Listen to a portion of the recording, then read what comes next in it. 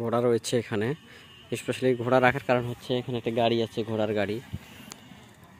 সেই গাড়িতে করে গরুর ভুসি, খোল বা অন্যান্য খাবার দাবারগুলো নিয়ে আসা হয় বাড়ির থেকে।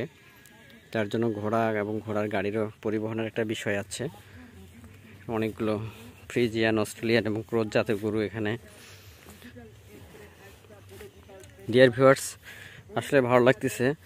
এখানে সব উন্নত জাতের গরুগুলো আপনাদেরকে সবগুলো ঘুরে ঘুরে দেখাবো আজকে। অনেক বড় একটা গরু, সে আমাকে দেখে ভয় পাচ্ছে মনে হচ্ছে এরকম। ওরে বাবা, দৌড় দিয়ে আসবে কিনা, আবার না পায়ের মধ্যে দড়ি লাগানো আছে। একটা গরু, সব শুয়ে এরা খাওয়া দাওয়া করছে, খাওয়া দাওয়া করে শুয়ে শুয়ে রেস্ট করতেছে, ঘাস ইচ্ছে মতো খাচ্ছে তারা। কিউট একটা বাছুর।